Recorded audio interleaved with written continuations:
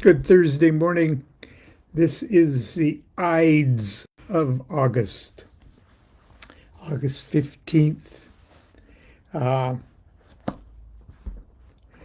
the Ides of March. It doesn't mean that the Ides are bad luck or anything else, but the Ides of March were sort of bad luck for Julius Caesar, uh, especially when he came very close to becoming the dictator of Rome. Now, Rome was at least pretended it was a republic, okay, and but Julius Caesar got himself in a position where uh, he was very popular among the "Make Rome Again, Make Rome Great Again" crowd. Uh, anyway, and on the Ides of March, it was rumored that he was going to uh, go into the Senate and just say, "I'm the dictator." Okay.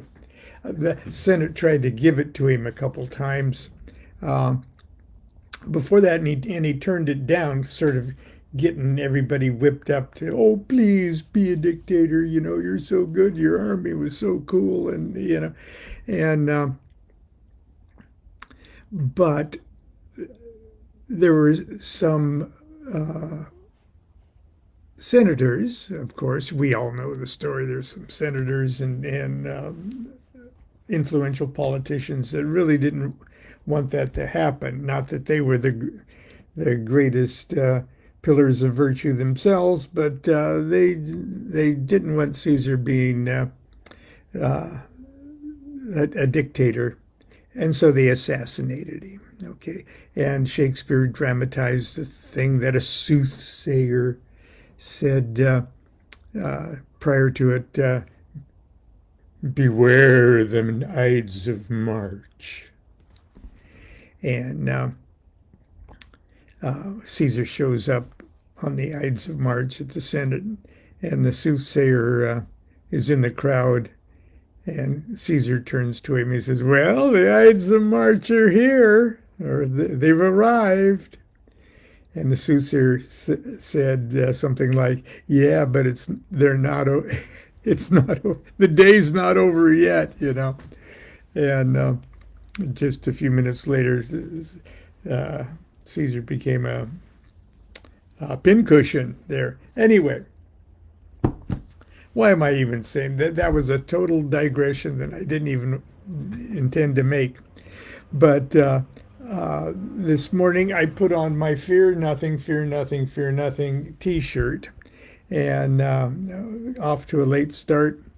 And the theme kept going through my mind, because fear is a terribly destructive and unhealthy. I don't even want to call it an emotion. It, it's an illness of some kind, but that we all suffer from. But anyway, I posted a song that I wrote like 10 years ago, and I recorded it, and just me and my guitar in a timpani. And it's called "I'm Scared." And well, I'll read you the lyrics, but I posted the thing, and somebody made a YouTube cartoon of it, which is very clever and very cute. But the subject's really serious.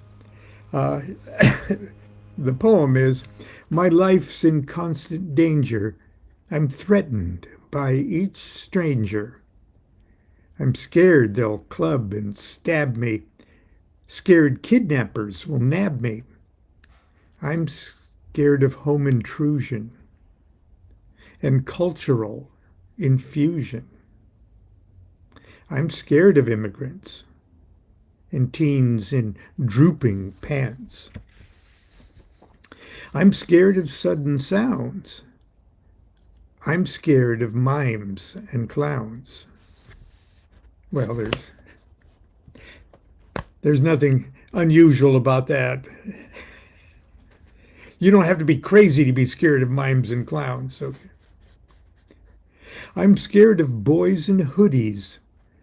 Scared they will steal my goodies. I'm scared of car hijackers. I'm scared of computer hackers. I'm scared of mysticism and that devil communism. I'm scared of social welfare and universal health care. I'm scared of foreign accents. I'm scared of paying taxes. I'm scared of other races and unfamiliar faces. I'm scared of intellectuals. I'm scared of homosexuals. I'm scared of bureaucrats. I'm scared of Democrats. I'm scared of Satanists. I'm scared of psychiatrists. I'm scared of my medications. I fear college educations. I'm scared of revolution. I'm scared of the theory of evolution. I'm scared of knocks upon my door. I'm scared of homeless and the poor. I'm scared that guys will disrespect me. I'm scared that girls will just reject me. I'm scared that I'll look like a fool. I'm scared just like I was in school. I'm scared my mother's ghost still haunts me. My dad's disapproval taunts me. I'm scared of darkened streets. I'm scared of halal meats. I'm scared of NSA, UN, and CIA. I'm scared of my own shadow. I'm scared of Rachel Maddow. I'm not an evil fellow. My spine's just painted yellow. I'm scared each waking hour. In dreams I cringe and cower, scared that I have no power. Wish I lived in a tower. Scared of my powerlessness. Scared of my cowardiceness. That's why I carry a gun.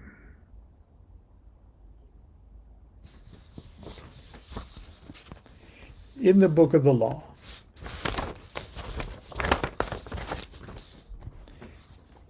chapter 3, the wild and crazy chapter 3, verse 17. Fear not at all. Fear neither men nor fates nor gods nor anything.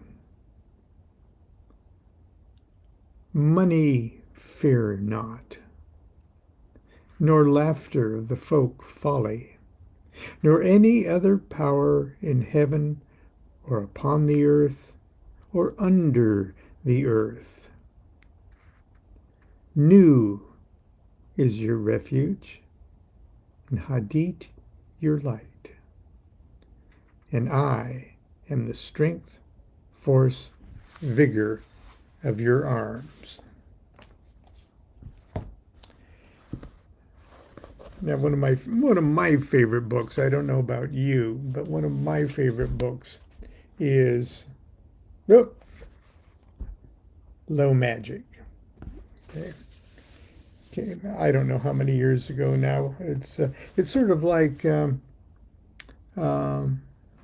well, it's full of stories. It's sort of like My Life with the Spirits too,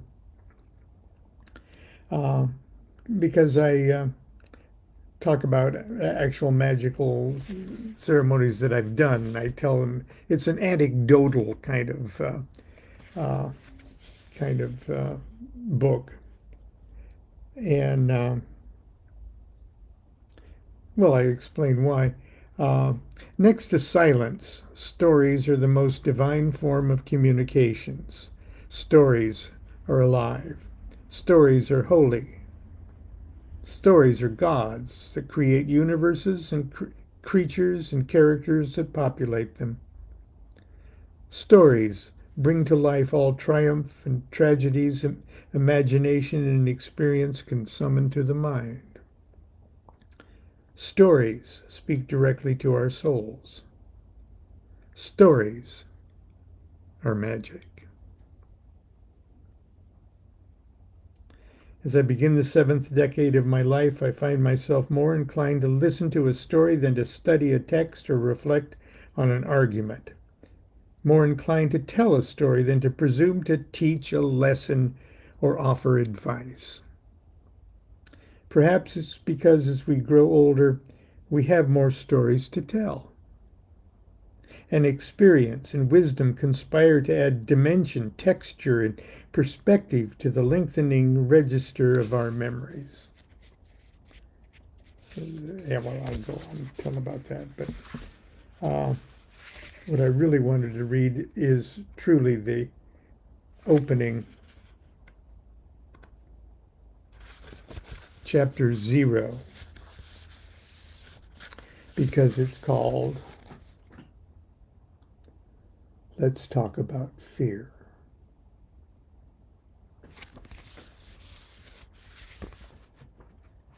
Did that look scary? Speak of the devil and he appears, an Italian proverb. For the magician, it is better to be possessed by the demon than ignored by him. Rabbi Lamed Ben Clifford.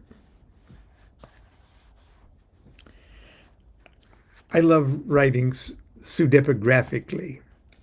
I love writing as somebody else, Babylon or Rabbi Lamed Ben Clifford, because I can quote myself that way.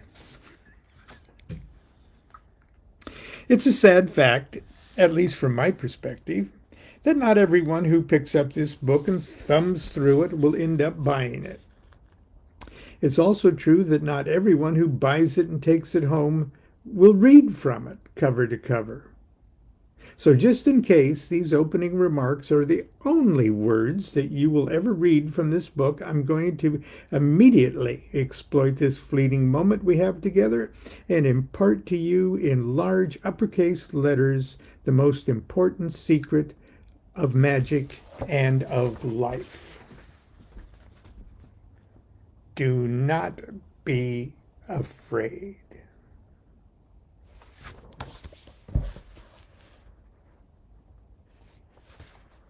Golden Dawn folks will immediately bring to mind the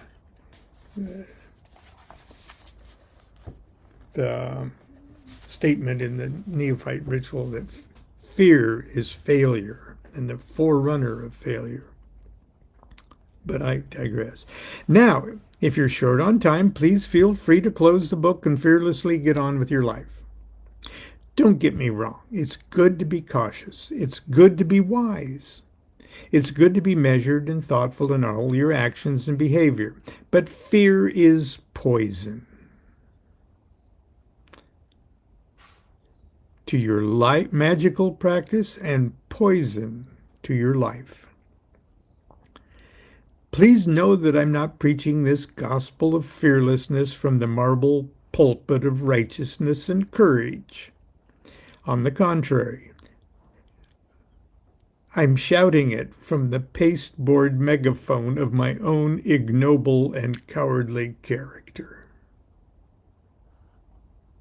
When I began my life as a practicing magician, it seemed like I was afraid of everything. When I rehearsed my first pentagram and hexagram rituals, I superstitiously monitored everything from my heartbeat to my horniness. I fantasized seeing things out of the corner of my eye and recorded the most outlandish speculations in my diary. I realize now that most of my fears of things that go bump in the night arose from the deepest stratum of my childhood religious programming. Perhaps you too. In less evasive words, I was still consciously and unconsciously brainwashed by my Christian upbringing.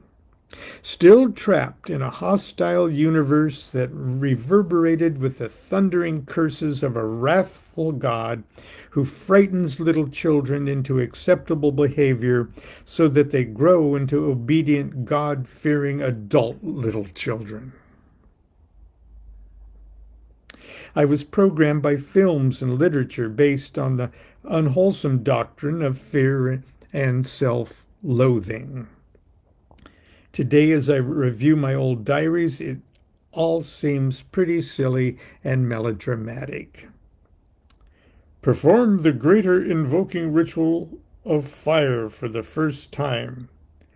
Later in the day, broke a shoelace and had acid reflux. Or, slept with Mars talisman under my pillow. Dreamed my father's corpse was eaten by seahorses. Woke up with an erection. I know I've read this to you many, many times in other contexts. I thank the gods that I had in those early years a knowledgeable, experienced, and competent magical mentor. And that was Phyllis Seckler, okay?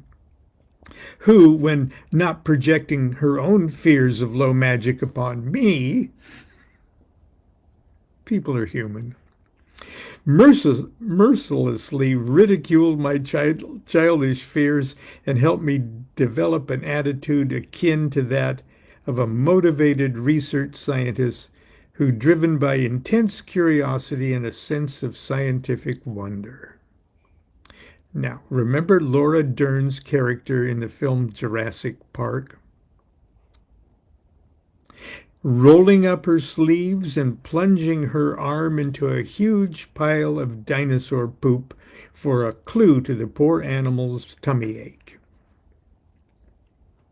Well, sometimes a magician is faced with even more disturbing psychological and spirit world challenges.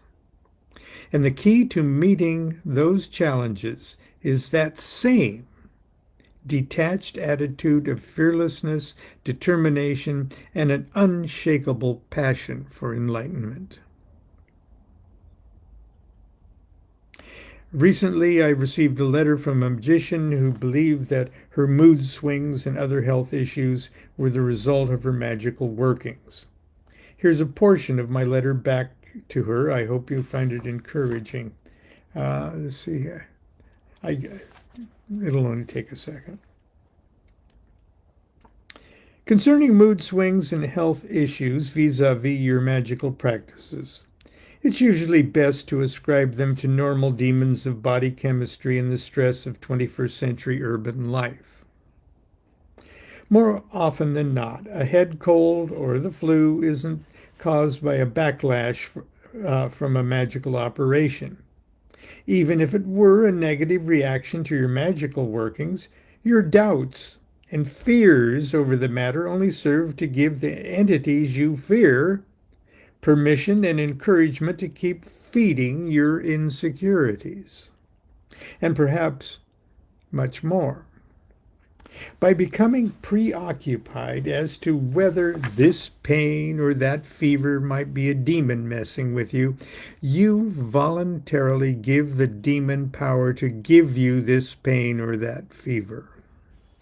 In a very real sense, the demon has evoked you. Try to remain mindful that you'll probably live through all your magical workings, except for perhaps the last one. And that nothing neutralizes the power of a pesky demon more than having its sacred or scariness ignored. That might have been a Freudian slip. Nothing neutralizes the power of a pesky demon more than having its scariness ignored. Remember what it says in Liber Libriae. Humble thyself before thyself, yet fear neither man nor spirit. Fear is failure, and the forerunner of failure. And courage is the beginning of virtue.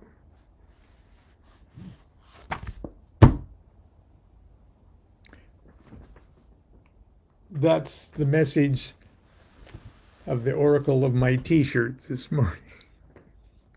Until tomorrow, enjoy your Ides of August and go fearlessly forth and conquer the adventures of your day without fear. Okay, do what thou wilt shall be the whole of the law. Love is the law, love under will.